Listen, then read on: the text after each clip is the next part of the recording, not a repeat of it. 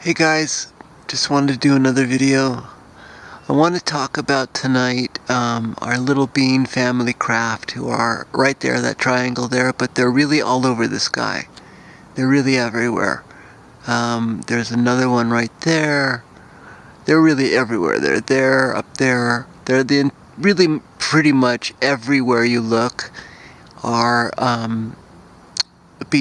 energy bean family craft. And they're little, like I said before, they're little, the size of a basketball, little UFOs, and they've got a little light on the front of them that looks like a twinkling star, so when you look from the ground up, you're only seeing the twinkling star light on the front of it, so you think it's a star, but it literally, like if you can look to the edges of each side, there's like a little bit of a black circle surrounding each one of the stars. That's actually the body of their little craft. And I asked them, because I've been seeing them for the last year in the sky, and they get lower every night, and they all move around, and they can separately move on their own, and they move together, and plus there's all this other kind of stuff going on too with them.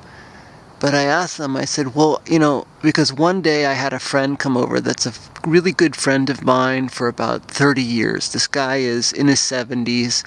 He was my tutor when I was a little boy, and we became best friends when I was a little boy, and he was my tutor, and we've remained best friends ever since. And he is a scholar. He taught as a professor at Harvard, so he's not a dummy. And one night I took him, up to the mountains up near where I live, near Malibu, and we looked down on the valley, and we could see all these golden and blue and white little dots of light, like what you're seeing now up there, the energy bean family little UFO craft. We could see them. And I'm standing there with my friend Joe on the side of this mountain with the car parked, and we're looking literally down on them in the valley, hovering above the valley. And I said, Joe, there they are right there. And I shine my laser, and two of them started to float towards Joe and I, up the valley, up to where our car was parked, above our heads, but literally 20 or 30 feet above my heads, and our heads, and they slowly came to us, sat there, and then slowly floated over, and over our heads, and then over the hill, and over to the Malibu side.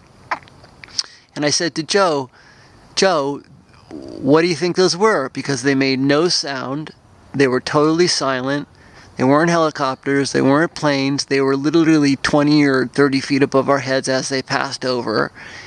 And he was like, Christopher, I don't know what that is. I'm like, Joe, it's a little UFO. What do you mean? It's a little UFO. It's a light. I said, when was the last time you saw a light the size of a basketball make no sound and hover 20, 30 feet above your head and pass over your head in pair of two? And that's it. Oh, did you see that flash of light? Thank you, Efus. Thank you, family. Can you do another flash of light? That was cool. Thank you, guys. Anyways, so I'm telling Joe that we're sitting there, we're watching this, and he's watching it for like 20 minutes, then fly up to us very slowly, and then slowly pass over the top of our heads, and then over to the beach side, to the Malibu. We were in the valley side on the mountain. And I said, what do you think that is, man? And he's like, I don't have any idea what that is. And I go, Joe, it's a little UFO. I didn't really know exactly what they were then. I knew they were them, but I didn't know the specifics like I do now. And so he was kind of blown away, but was kind of refusing to really understand what it is that he saw, because his brain had never seen that before. And I got it. It was totally perplexing to him, but he wasn't willing to accept, even though there was no sound. It wasn't a helicopter. It wasn't a plane. You see that fireball? Look at that. Look at that right there. You see that? Look at that. Sorry, I dropped a little bit. Look at that. It just disappeared. Anyways, sorry, getting back to here. So, So yeah, he was totally blown away. And before that, he was like super interested to see everything. And I also took him one day and I showed him all the orbs, and there were orbs flying everywhere around his face. It freaked him out, scared him, I think. This is a guy who's a professor from Harvard in his 70s. But I showed him firsthand. I mean, he saw it, and then he saw the little bean family craft on the mountain.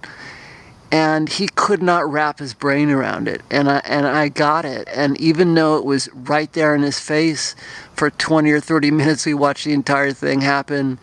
And it wasn't like gone. It was like they were there slowly floating up to us, slowly floating over, and then slowly floating over the hill.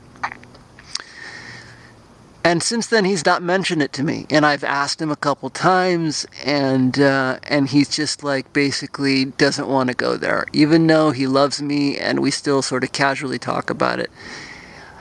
And I think, it's so completely out of the realm of what people are used to seeing, can imagine. The experience of what they think a UFO experience is, it's different. It's much different. It's much more subtle. It's quiet. It's intimate. It's just different. And at least this being family in these experiences.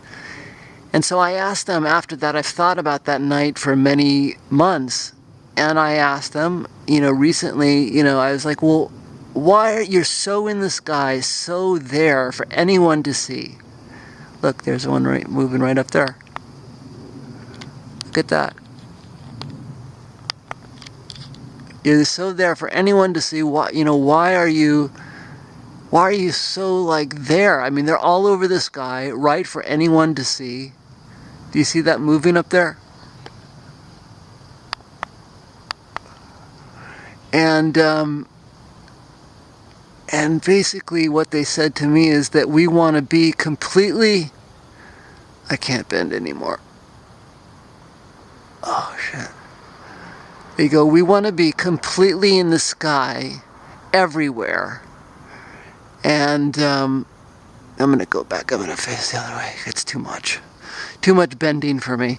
So they go, we want to be in the sky like stars, everywhere, throughout the night sky for years. They're like this for my entire life.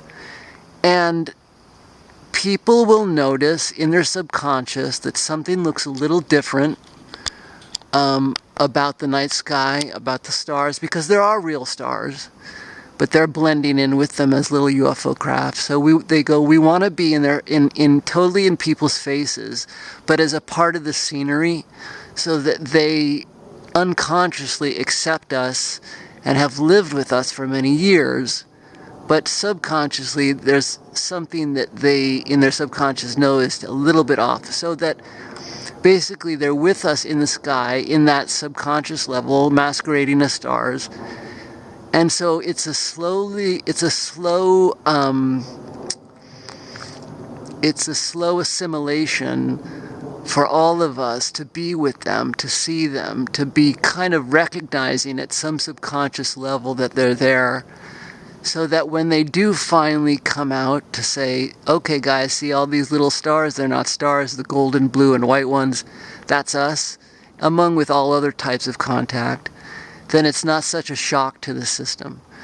And they wanted to do that, and that's how they explained it to me. And because I couldn't get my head around why more people have not been noticing them up there as stars, little starcraft, little UFO starcraft, masqueraded as stars. I just could not understand for the last year. Like, I see them everywhere. They're all over the sky. They're low in the sky. And that's how they explained it to me. Okay, everybody.